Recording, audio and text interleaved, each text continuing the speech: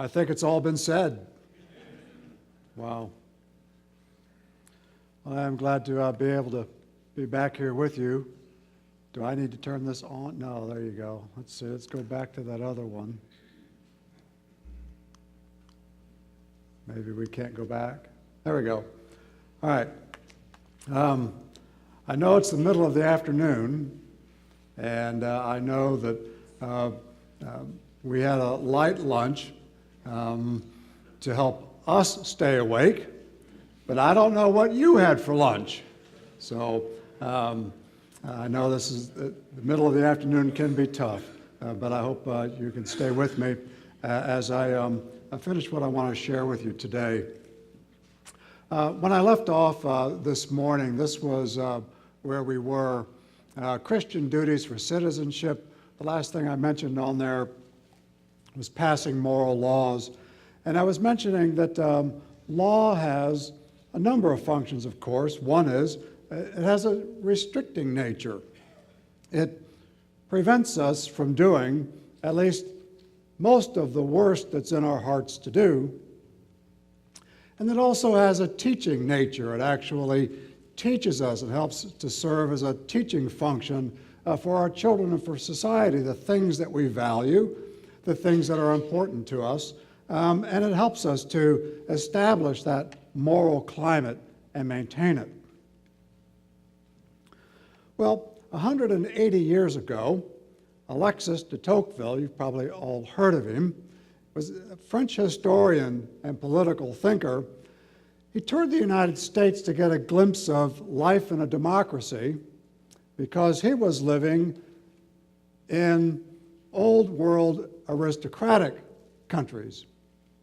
France, for example, all of the European countries at this point, for the most part, were aristocracies, and they were definitely showing their age.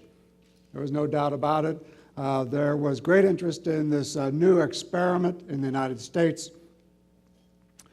So Tocqueville comes to the United States, spends a couple of years here traveling around, trying to learn just what it is about this new experiment and whether or not it really has a future.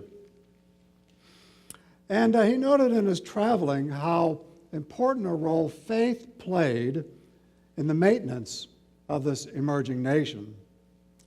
In fact, he recognized that it was really engaged Christians who protected the nation from the cultural and political storm we're actually experiencing today. And I want you to see this one statement that Tocqueville made after his studies and his travels in the United States. He says, "If the spirit of the Americans were free of all impediments, one would soon encounter among them the boldest innovators and most placable logicians in the world."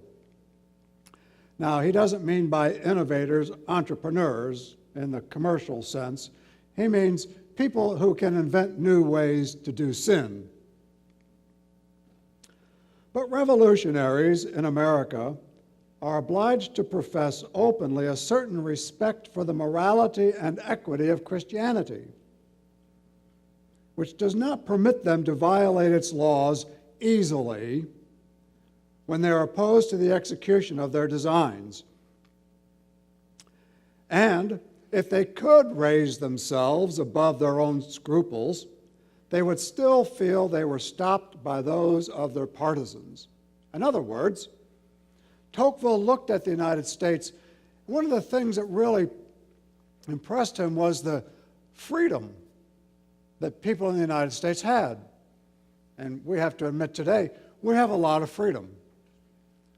We have the freedom to do a lot of things, not all of it good. Tocqueville looked over the United States in that day, and there was even more freedom.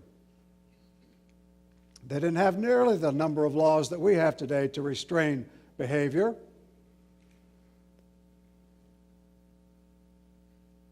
And they didn't need them. Because Tocqueville recognized that the United States was largely guided by a Christian moral conscience that not only guided the individual Christian, but that was actually so engaged in the culture that even those who wanted to engage in immoral behavior found themselves restrained by the Christians in the culture. They could not pursue the worst ideas in their minds and hearts because nobody else would let them.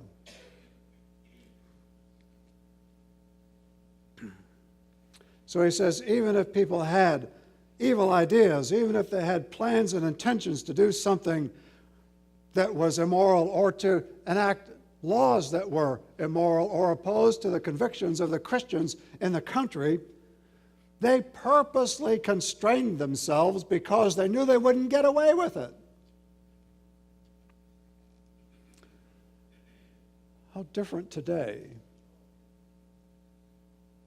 How different today when you look at what's happening in Washington, D.C., and you realize that there are so many people in Washington, D.C. who do not even fear the church. They're not afraid of us. The current administration, I believe, is the most politically cynical administration we've ever had. They actually believe nobody out there is really paying attention. They actually believe that they can tell you anything on the 6 o'clock news, and you'll believe it. They can actually tell you, they believe they can tell you, I'm pro-life. I support pro-life values. And you say, well, you know, I'm used to people telling me what they believe. I'm used to somebody who looks respectable, behaving respectably. That looks like a respectable person. They're on television telling me these things. So, okay, I'll believe them. And while you're believing them, behind the scenes, something much different is going on. There is a liberal, radical element in Washington, D.C. today of the likes I am not aware of ever having seen to this extent before. And there is a determined effort to undermine the very values and the moral structure that we hold dear, that God has delivered to mankind for him to live by, and that has brought this country to the state that it is as being the world leader in every imaginable area of good. Now, is this country perfect? No. But let me tell you, the world would be in a sorry state if this country is no longer the world's leader.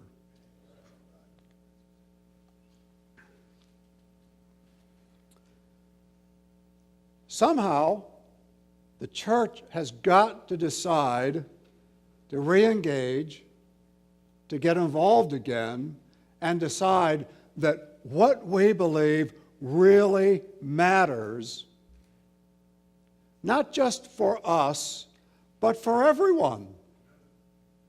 Not just for my family, but for everybody's families. There is a certain moral standard that is good for everyone.